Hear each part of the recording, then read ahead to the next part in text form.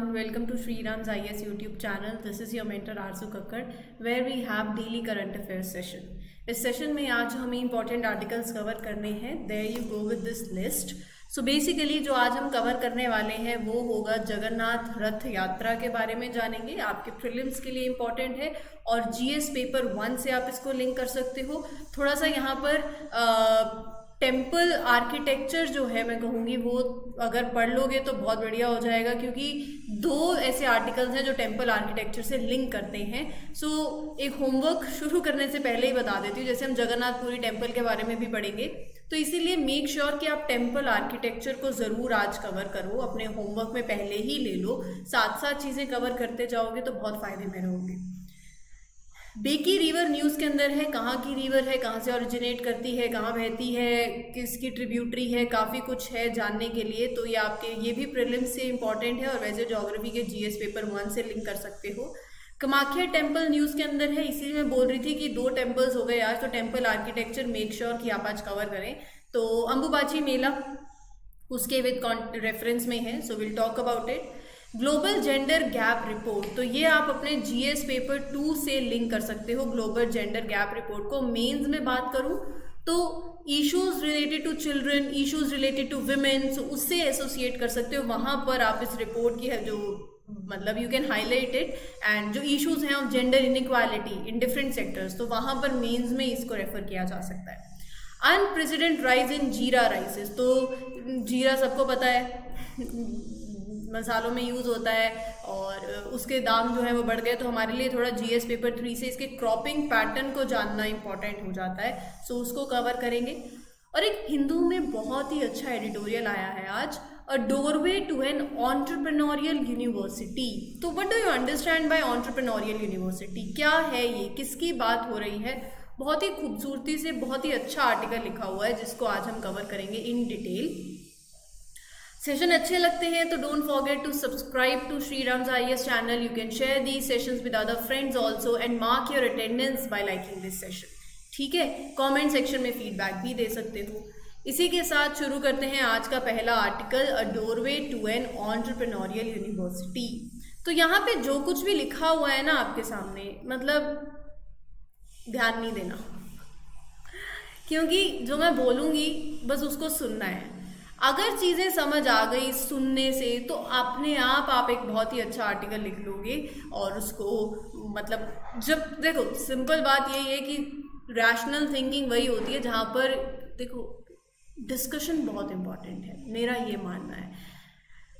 किसी भी टॉपिक पे डिस्कशन होना वो आपकी रैशनल थिंकिंग को बढ़ाता है. सामने वाले को सुनना रहा है तो देन कि मैं लाइंस पढ़ती जाऊँ, वो नहीं होगा. और यही आर्टिकल भी आज यही कह रहा है. तो ये बेसिकली क्या है इस पूरे आर्टिकल के अंदर, उसको मैं पहले हम थोड़ा इमेजिनेशन से शुरू करते हैं. सुनने की बात है कि ना इमेजिन लाइक कि आपके पास you have like different groups of people जो अपने अपने फील्ड में एक्सपर्ट हैं.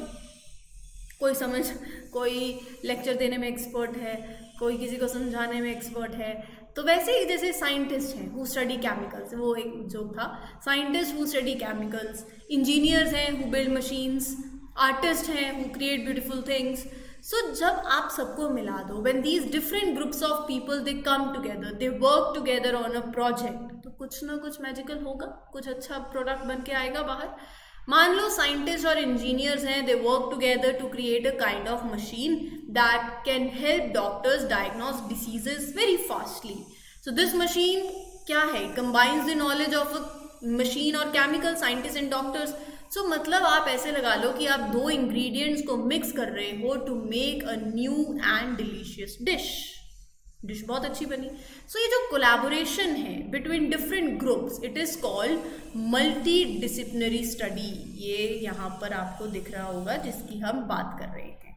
ठीक है, so it means that you are using the knowledge of different areas to solve the problem and create new things. Sometimes these collaboration lead to the birth of completely new field of study. For example, biochemistry. Biochemistry क्या है, biology और chemistry की combination. अब यही देखो latest exciting field अभी कौन सी चल रही है, आर्टिफिशियल इंटेलिजेंस, जिस पे इतना आर्टिकल्स आए हैं, हमने हर दिन कवर करे हैं. जहाँ it is like creating a smart computer जहाँ पर that can think and learn like a human. AI is use in many things today, हर एक सेक्टर के अंदर. अब Alexa play this song, Siri, ये जो वॉइस असिस्टेंट्स हैं, सेल्फ ड्राइविंग कार्स हैं, सब यही है. अब ये आर्टिकल कहता है कि जब यूनिवर्सिटीज को आप एनकरेज करो for these collaborations and you bring together the experts from different fields, तो कुछ अमेजिंग होगा. नई नॉलेज क्रिएट होगी जो एकेडमिक को भी हेल्प करेगी, जो इंडस्ट्री को भी हेल्प करेगी और इकोनॉमी को भी हेल्प करेगी. तो universities can use this new knowledge, फिर they can teach the students, they can make scientific discoveries. तो when different experts join the forces, they work together, they not only create कुछ cool things तो बनती ही बनती हैं, they also help the economy. तो ये article उसके बारे में है. अब यहाँ पर इसके लिए उन्होंने कॉन्टेक्स्ट में रखा है एंटरप्रेन्योरियल यूनिवर्सिटी पे, जो पूरा ये आर्टिकल का टाइटल भी यही है. Now what do you understand by entrepreneurial university? It means that universities not only focus on teaching. आज के टाइम पे जैसे मैं बता रही थी कि सिर्फ मैं पढ़ के चली जाऊँ तो बात नहीं है, बनेगी ना. Universities not only focus on teaching and research but also they are creating new things, they are creating new product. कोई सर्विस, मान लो किसी को क्राफ्ट बनाना बहुत अच्छा लगता है और मैं उसे ये कह दूं कि you are creating this beautiful thing, आपकी क्रिएटिविटी है, आपका स्किल है और आप ये बना तो सकते हो फॉर योर सेल्फ, बट आप ये बेच भी सकते हो दूसरे लोगों को जो इनको पसंद हो. So that way you not only enjoy making craft but you can also make some money from it, है ना. सो वैसे ही एंटरप्रेन्योरियल यूनिवर्सिटी का मतलब है that universities now not only focus on teaching and research but also creating new things. जैसे some people think कि university should only focus on gathering knowledge, मतलब knowledge doing research, और ये जो मनी डिस्कवरी से कोई लेना देना नहीं होना चाहिए. लेकिन दूसरे बिलीव करता है दूसरा सेक्शन की यूनिवर्सिटीज को दोनों काम करना चाहिए.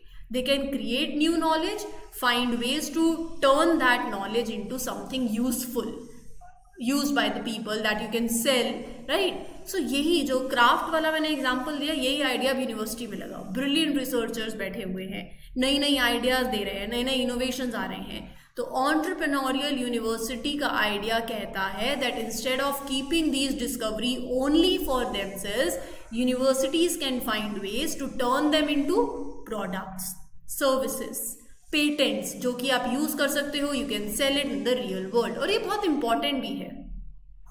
It allows universities to benefit from their intellectual value. मतलब you are making money out of your discoveries, out of your ideas, you will support more research, better education और मिलेगी to the students.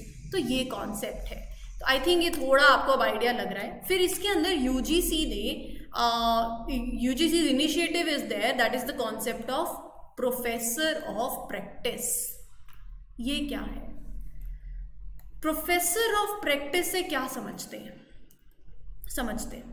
Professor of practice बोले तो देखो UGC beliefs कि universities बहुत ही great places हैं for fostering innovation. हमें भी पता है बिकॉज एवरी ईयर नए बच्चे आ रहे हैं, ब्राइट स्टूडेंट्स हैं, they expand the knowledge, make new discoveries.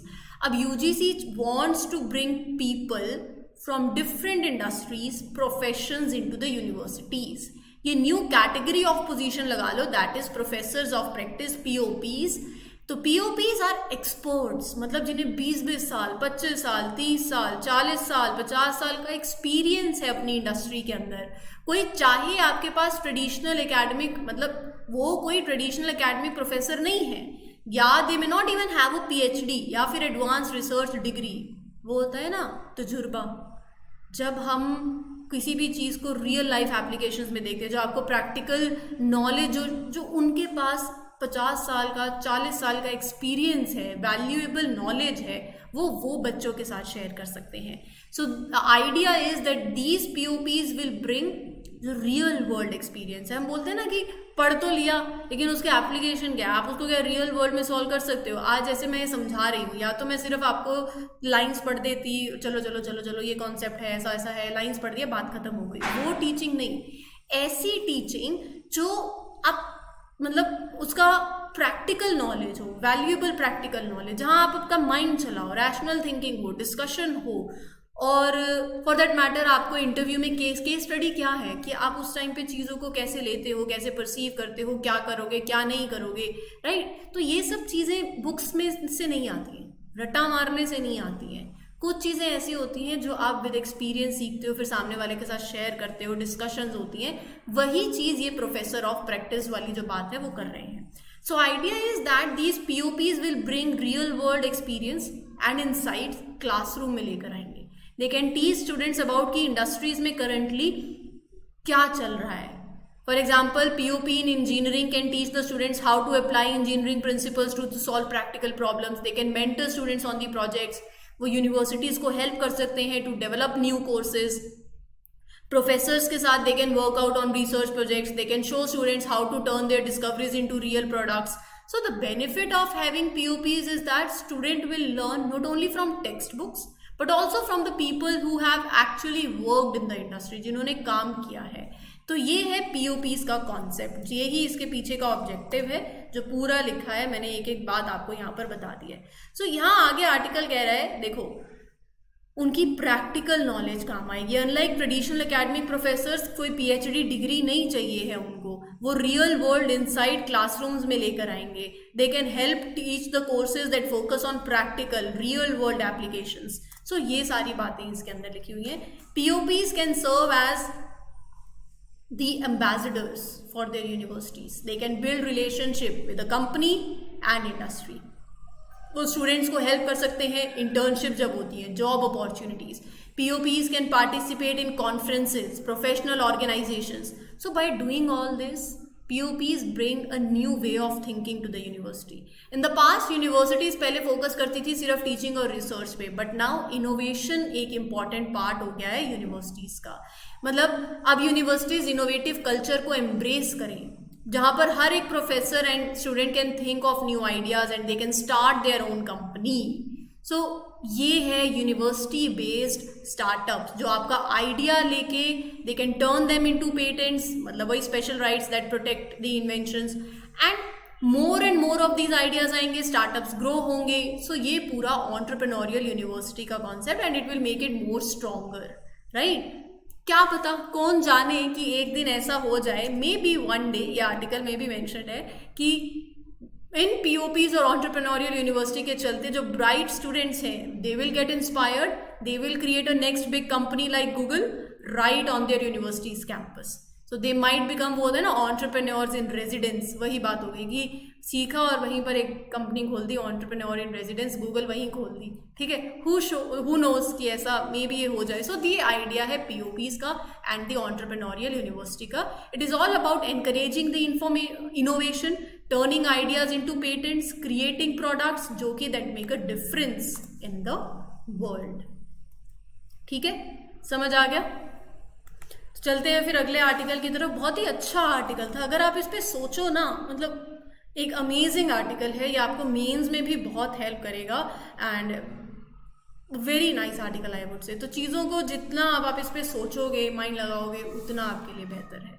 अब आगे बात करते हैं, थोड़ा सा प्रीलिम्स और मेंस के आर्टिकल्स लेते हैं. Flood situation in Assam. So basically यहाँ पर हमारे लिए थोड़ा सा इस रिवर के बारे में जानना इंपॉर्टेंट है, जो इस आर्टिकल के अंदर मेंशन है विद रिस्पेक्ट टू फ्लड. तो हुआ कुछ ऐसा है असम के अंदर कि there has been flood in the state of Assam. Large amount of water has covered many areas and तो ये जो फ्लड लाइक सिचुएशन है, it got worse and lot of people affected. तो यहाँ पर जो बात हो रही है वो रिवर है Beki river. Water level, just give me a minute.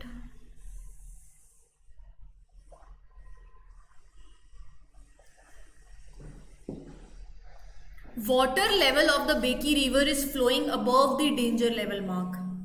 Assam के अंदर ये रिवर भूटान से ओरिजिनेट करती है और ये ब्रह्मपुत्रा की राइट बैंक ट्रिब्यूटरी है और फाइनली ये मिक्स हो जाती है बे ऑफ बंगाल में.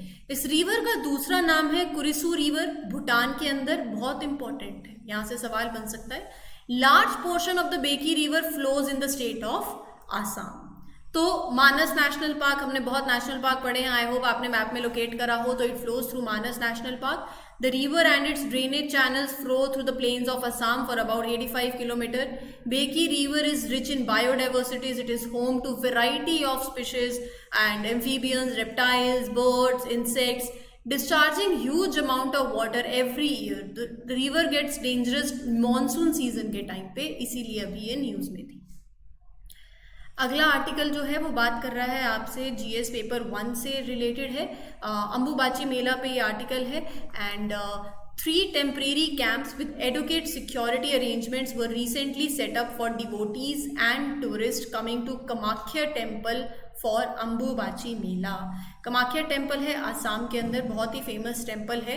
अंबुबाची मेला एक स्पेशल फेयर है, आप देख सकते हो यहाँ पर एक बहुत ही स्पेशल फेयर है, हर साल होता है। हिंदू फेयर है जो कि कमाख्या टेम्पल के अंदर होता है। कमाख्या टेम्पल जो है इसके बारे में भी बात करूंगी। सो ये जो फेयर है हर साल होता है, मॉनसून सीजन में होता है एंड जून के आसपास ये होता है। बहुत ही इंपॉर्टेंट ओकेजन है लोगों के लिए, जैसे कि मैंने बताया हिंदूज के कॉन्टेक्स्ट में। मेन रीजन क्या है अंबुबाची मेला को सेलिब्रेट करने का? So main reason is to honour and celebrate the yearly menstrual cycle of the goddess Maa Kamakhya. ये इसलिए होता है। तो यहाँ पर इन हिंदुइज्म देखो, goddesses are considered very powerful and important and Maa Kamakhya is one of them. हर menstrual cycle is seen as a natural process of creation and fertility. So इस मेला का दूसरा नाम भी यही है, अमेठी और तांत्रिक फर्टिलिटी फेस्टिवल, क्योंकि since it is closely associated with tantric shakti cult that is prevalent in the eastern parts of India. इसका मतलब कि this is a religious practice that is tantra which is popular in the eastern part of India. So tantra focus on the worship of feminine energy and the power of goddess. So Ambubachi Mela के time पे many people from different places they come to Kamakhya temple, they offer prayers, they seek blessings from माँ कामाख्या। ठीक है, सो मतलब एक devotion भी है, Joy भी होता है, they come together, they celebrate, they show their love and respect. तो ये था। अब इसके अंदर कुछ और इंपॉर्टेंट बातें भी हैं, टेम्पल आर्किटेक्चर से जुड़ी हुई हैं, वो भी जान लो। It is situated on Nilachal hill adjoining the southern bank of Brahmaputra river in Guwahati. It is one of the most revered centers of tantric practices. It is regarded as one of the oldest 51 शक्ति पीठ है India के अंदर, so it is regarded as one of the oldest. So ये बहुत important है, थोड़ा सा आपको पता होना चाहिए। शक्ति पीठ मतलब अगर आपने थोड़ा माइथोलॉजी पढ़ी हो तो शक्ति पीठ बेसिकली वो प्लेसेस होते हैं where the body parts of the goddess Sati fell according to Hindu mythology. तो जब यहाँ पर हम कामाख्या टेम्पल के आर्किटेक्चर की बात करते हैं, बहुत ही यूनिक है। क्यों यूनिक है? क्योंकि इस temple is build using the combination of 2 different styles of architecture. एक ट्रेडिशनल नगर स्टाइल नॉर्थ इंडिया का and which is commonly seen in north Indian temples. दूसरा जो स्टाइल है दैट इज कॉल्ड सरसनिक या फिर मुगल स्टाइल। तो ये मुगल एम्पायर से इन्फ्लुएंस्ड है, तो वहाँ के उस अनयूजुअल कॉम्बिनेशन हो गया and it has been named as Nilachala style of architecture. ये ओनली टेम्पल ऑफ असम है दैट हैज मतलब having a fully developed ground plan. तो यहाँ पर आप देखोगे 5 चैम्बर्स हैं। ये 5 चैम्बर्स कौन कौन से हैं इंपॉर्टेंट है, मैं आपको बता देती हूँ।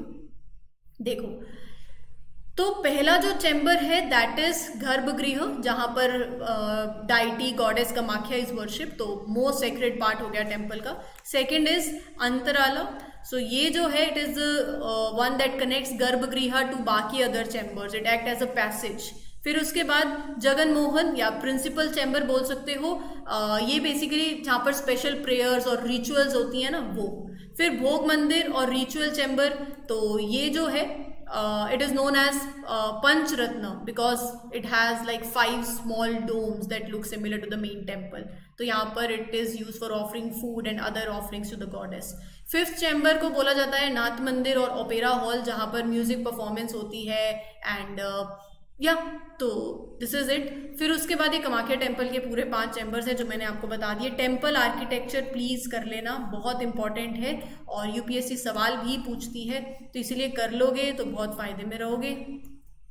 ठीक है, एक तो जो एडवाइस देती हूँ वो ले लिया करो, कर लिया करो। जैसे मैप प्रैक्टिस हो गया, आज एक रिवर देखिए, वो रिवर मैप में एक बार देख लेना। ब्रह्मपुत्र रिवर जैसे आज आई तो ब्रह्मपुत्र रिवर के बारे में पढ़ना। और एक सबसे इम्पॉर्टेंट तो टेम्पल आर्किटेक्चर ज़रूर कर लेना। इट विल टेक टाइम, लेकिन आज में हो जाएगा और बाद में बहुत हेल्प मिलेगी आपको। So that is the temple architecture कर लेना। और जिन्होंने सिलेबस अभी तक याद नहीं किया है फिर तो बहुत दिक्कत हो जाएगी, क्योंकि हर एक चीज़ देखो कनेक्टिविटी है और लिंकेज है। सो मेक श्योर ये 2-3 चीज़ें कर लो। एक तो अपनी प्रिपरेशन, अगर आप 2024 के लिए प्रिपेयर कर रहे हो, पहले तो सब बातें बाद की हैं, किसी से कोई बुक रेफर करवाना, ये लेना, क्या करें क्या नहीं करें, वो तो सब बाद में है। Syllabus GS paper 1, paper 2, paper 3, paper 4 पूरा का पूरा रट लो, याद कर लो, लिख लो, खुद से लिखो, वॉल पे पेस्ट करो। 1 महीना अगर सिलेबस याद करने में भी लग जाता है ना तो भी चलेगा, लेकिन करना उसको ज़रूर याद करना। आप आधी दिक्कत वहीं सॉल्व हो जाएगी कनेक्टिविटी वाली। दूसरा, प्रीवियस ईयर पेपर्स, किस तरीके से यूपीएससी सवाल पूछ रही है, पैटर्न देखो कैसे कैसे चेंज होता जा रहा है। एटलीस्ट पिछले 5 सालों के पेपर तो ज़रूर देख लो। और सब छोड़ो, 2023 वाला जो अभी प्रीलिम्स हुआ है वो ज़रूर देखना। जिसने देखा है नहीं देखा मुझे कमेंट सेक्शन में बताना, क्योंकि अभी जैसे मेंस होगा तो मेक श्योर करना कि आप मेंस के सारे आंसर्स लिखो, पढ़ो, देखो। नहीं करोगे कि अच्छा ये तो हो गया, हमें तो अगले साल देना है, तो फिर बात नहीं बनेगी। तो ये बहुत इंपॉर्टेंट है, ये सारी प्रैक्टिसेस जो है वो कर लो। और पहले तो आप टेम्पल आर्किटेक्चर ज़रूर पढ़ लो, और दूसरा अपना सिलेबस ज़रूर याद करो, फिर प्रीवियस ईयर क्वेश्चंस देखते रहना, ठीक है। अगला जो आर्टिकल है वो है ग्लोबल जेंडर गैप रिपोर्ट के ऊपर, तो इसको थोड़ा सा डिस्कस करते हैं। आपके प्रीलिम्स और मेंस के लिए इंपॉर्टेंट है ये आर्टिकल पूरा का पूरा। 17th edition of global gender gap report has been released by world economic forum. तो पहला सवाल तो यही आता है, कौन रिलीज करता है? World economic forum. हर साल, बिल्कुल हर साल, एनुअली, हाँ एनुअली। तो it measures gender parity, gender parity मतलब होता है समानता। So it measures gender parity in 146 countries. कैसे? 4 इंडिकेटर्स हैं, वहाँ की economic participation and opportunity, educational attainment, health and survival और पॉलिटिकल एम्पावरमेंट। तो इस रिपोर्ट के हिसाब से इंडिया की रैंक है 127 आउट ऑफ 146 कंट्रीज। इंडिया ने जेंडर पैरिटी अटेन करी है in enrolment across all the levels of education. तो यहाँ पर India had reached only 36.7% parity on economic participation. देखो एजुकेशन के अंदर तो India had close like 64.3% of, वैसे ओवरऑल जेंडर गैप की बात करी जाए तो। लेकिन हर एक सेक्टर, मतलब हर एक पैरामीटर पे भी बात होना बहुत ज़्यादा इंपॉर्टेंट है, तो वो आपको पता होना चाहिए कि अगर इकोनॉमिक पार्टिसिपेशन की बात है, अपॉर्चुनिटी की बात है, India has only achieve like 36.7%। इसका मतलब मेन और विमेन में एम्प्लॉयमेंट अपॉर्चुनिटीज़ को लेके अभी बहुत गैप है। पॉलिटिकल एम्पावरमेंट में इंडिया हैज़ रजिस्टर्ड 25.3%। तो ये भी पॉलिटिकल एम्पावरमेंट में देखो तो इंडिया ने कुछ प्रोग्रेस करी है, with womens representing 15.1% of the parliamentarians, लेकिन बहुत कुछ करना बाकी है। There is a long way to go to achieve full gender equality in the political empowerment. दूसरे कंट्रीज के साथ कंपेयर करें तो पाकिस्तान 142 रैंक पे है, बांग्लादेश 59, चाइना 107, नेपाल 116, श्रीलंका 115, भूटान 103। मतलब अगर आप देखो तो बाकी कंट्रीज़ की परफॉर्मेंस इंडिया से बेहतर रही है। पिछले 14 ईयर्स से कॉन्जिक्यूटिवली आइसलैंड, बहुत अच्छी बात है और ये ध्यान में रखना, is the most gender equal country in the world. They have like 90%, they are close to that 90% of its gender gap. Overall South Asia region के अंदर southern Asian region has achieved 63% of the gender parity and the second lowest of the 8 regions. तो ये थोड़ा सा आपको idea होना चाहिए। रही बात देखो इंडिया की, तो इंडिया ने काफ़ी इस टाइम हमारे इनिशिएटिव्स चल रहे हैं, बेटी बचाओ बेटी पढ़ाओ, महिला शक्ति केंद्र, महिला पुलिस वॉलंटियर्स, राष्ट्रीय महिला कोष, सुकन्या समृद्धि योजना। सो ये सब कुछ चल रहा है। Government has reserve 33% of the seats in Panchayati Raj institutions for women. So this also you need to know same point of time पे। अगला आर्टिकल जो है वो है जगन्नाथ रथ यात्रा को लेके। पहले तो जगन्नाथ टेम्पल की लोकेशन देख लो, ऊपर देखो कोणार्क सन टेम्पल है, नीचे जगन्नाथ टेम्पल है उड़ीसा के अंदर, ठीक है। तो it officially begin in Puri Orissa and the festival commenced on 20th of June, it will culminate on 28th of June।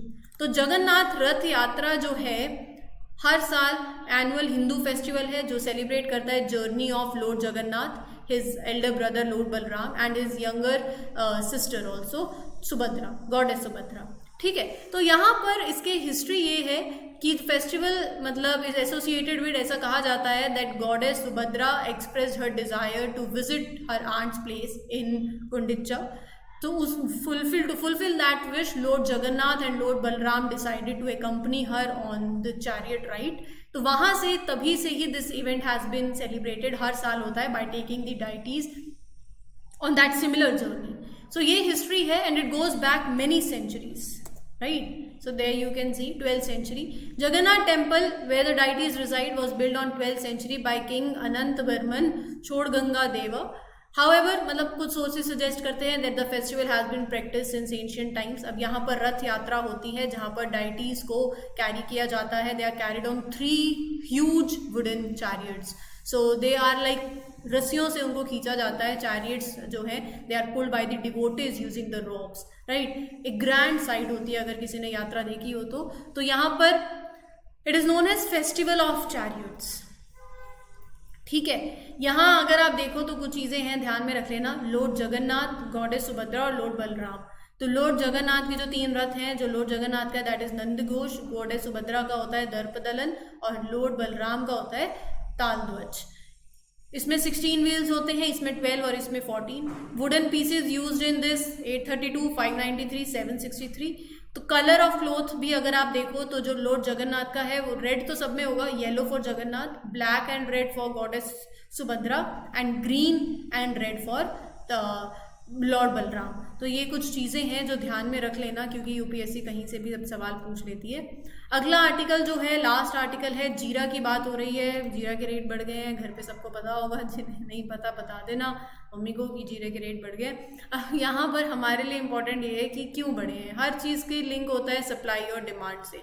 Demand थी, उतनी सप्लाई नहीं हो पाई, इसका इम्बैलेंस क्रिएट हुआ और स्कार्सिटी हुई ऑफ दिस स्पाइस. जीरा सबको ही पता है एरोमेटिक सीड है जो कि इंडियन डिशेस में बहुत यूज़ होता है, सब्जी की खुशबू बढ़ाता है, इम्पॉर्टेंट स्पाइस है और मेडिसिनल पर्पसेस के लिए भी बहुत यूज़ होता है. It is reported to have originated from Mediterranean to India. Cumin was known to the Egyptians 5000 years ago. तो यहाँ पर एंटी बैक्टीरियल एक्टिविटी भी it is reported to have the cumin oil. Economically important भी है. हमारे लिए क्लाइमेट और cultivation जानना ज़्यादा इंपॉर्टेंट है. तो ट्रॉपिकल और सब ट्रॉपिकल क्लाइमेट में इट ग्रोज वेल, लेकिन all types of soil it comes well in, लेकिन well drained sandy loamy soils are best suited. और यहाँ पर वेदर कंडीशंस को लेके क्वाइट हाईली सेंसिटिव है. It requires moderate cool and dry climate without humidity. इसीलिए इसकी जो कल्टीवेशन है वो लिमिट हो जाती है टू गुजरात और राजस्थान. गुजरात लार्जेस्ट प्रोड्यूसर है जीरा का कंट्री के अंदर, और Unjha that is situated in the heart of India's jeera cultivation belt in Gujarat has emerged as a primary market setting the price for crop. तो यहाँ पर रबी क्रॉप है, इंपॉर्टेंट है, पूछा जा सकता है. अक्टूबर नवंबर में सो होता है और फरवरी मार्च में हार्वेस्टिंग होती है. तो ये बातें ज़रूर ध्यान में रख लेना. और मेजर प्रोड्यूसर्स भी देख लो. इंडिया डोमिनेट करता है ग्लोबल जीरा प्रोडक्शन को, accounting for 70% of the world's output. बाकी 30% सीरिया, टर्की, यूएई, ईरान से. ठीक है, ये कुछ बातें थी और एक कंप्लीट सेशन था. उम्मीद करती हूँ आपको ये सेशन अच्छा लगा हो. अच्छा लगता है तो do let me know in the comment section. You can share it with the friends and don't forget to subscribe to Shriram's IAS channel also. This is your mentor Aarzoo Kakkar signing off for today. Thank you everyone. Take care. Best wishes. Good luck.